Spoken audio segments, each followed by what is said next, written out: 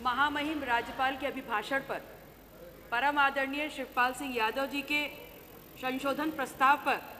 बल देते हुए मैं अपनी बात को शुरुआत करती हूँ। उत्तर प्रदेश की 25 करोड़ जनता के सामने बार बार सबका साथ सबके विकास के संकल्प को दोहराना और उस संकल्प के लिए स्वघोषित लगभग 6 करोड़ लोगों के बहुआयामी गरीबी से ऊपर उठाने के उस बात को उदाहरण के रूप में इस्तेमाल करना, ये सिर्फ भारतीय जनता पार्टी का ही हुनर हो सकता है। माननीय अध्यक्ष जी, आपके मार्फत मैं भारतीय जनता पार्टी से ये पूछना चाहती हूँ कि आपकी दृष्टि में बदलाव, सुधार, विकास और रिफॉर्म की परिभाषा क्या है? क्या रिफॉर्म आपकी परिभाषा में सिर्फ दिखने वाले चुनावी आंकड़ों तक सीमित है, या आपके साथ आपकी सरकार के विभाग द्वारा आपके समर्थन में जुटाए गए आंकड़ों तक सीमित है? सत्ता प्राप्ति तक सीमित है या सत्ता में बने रहने तक सीमित है? क्योंकि किसी भी दृष्टिकोण से और किसी भी परिस्थिति में सुधार, बदलाव, विकास अंतर्राष्ट्रीय पटल पर झूठे आंकड़े या टॉल क्लेम्स करके आप छवि सुधारने को तो नहीं कह सकते, अपितु रिफॉर्म और सुधार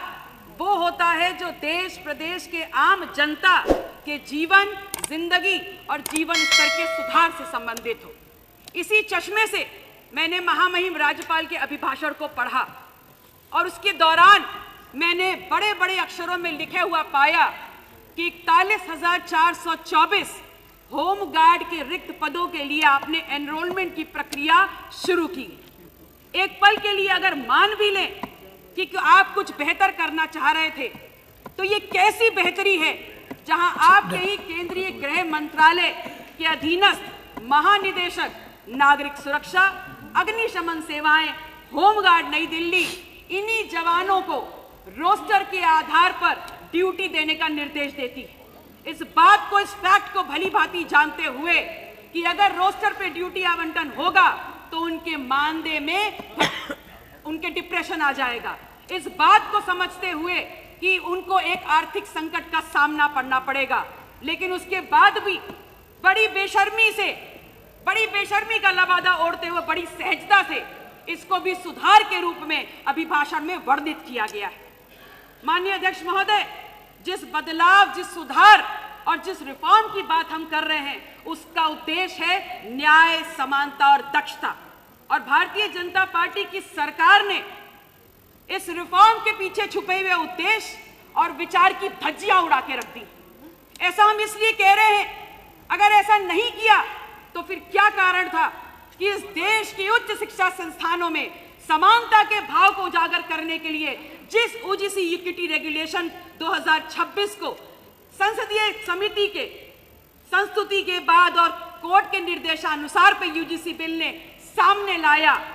क्यों आपने उसको ला करके सर्वप्रथम पिछड़ा और वंचित समाज को एक मुस्कुराने का अवसर दिया और उसके बाद सोची समझी रणनीति के तहत आपने सड़कों पे तनाव करने का काम किया और उसके बाद उसको न्यायपालिका के पेचीदा घुमाव में आपने फंसाने का काम किया।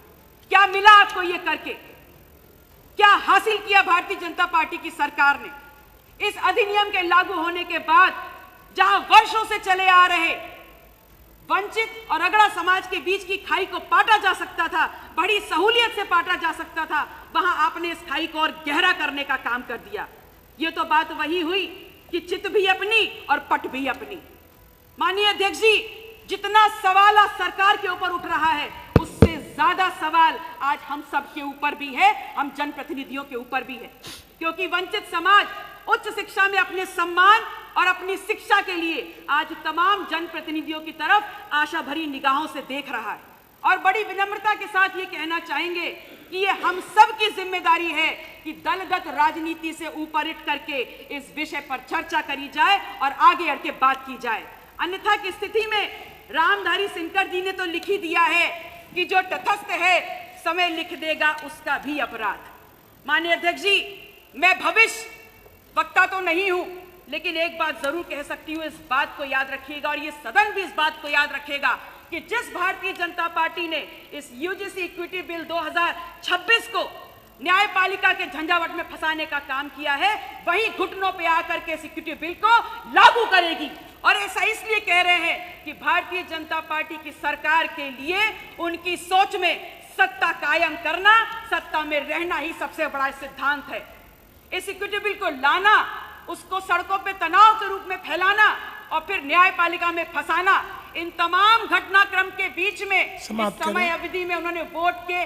बढ़ते हानि लाभ जोड़ घटाने के आंकलन को बहुत अच्छे से कर दिया है और इस बात को जरूर स्थापित कर दिया है कि भारतीय जनता पार्टी चाहे छाती पीट पीट करके कुछ भी कहे, लेकिन उसका हर कदम सुधार नहीं होता, उसका हर कदम रिफॉर्म नहीं होता। और इस बात को भी पुख्ता कर दिया है कि इस देश के किसी भी कोने में होने वाला बदलाव सिर्फ भारतीय जनता पार्टी तक सीमित नहीं है और उनकी सोच तक बंधा नहीं हुआ है। माननीय अध्यक्ष जी, आपकी पीठ के निर्देश की समय बाध्यता को समझते हुए जिस विधानसभा से मैं आती हूँ, जनपद कौशाम्बी तथागत गौतम बुद्ध की धरती सिराथू विधानसभा से, मेरा आपसे ये निवेदन रहेगा कि मेरे क्षेत्र से जुड़ी ही तमाम समस्याओं जिनको मैं लिस्ट आउट करके टेबल कर रही हूं, मेरे वक्तव्य के साथ उसको जोड़ने का आप निर्देश पारित करें। बहुत बहुत आभार।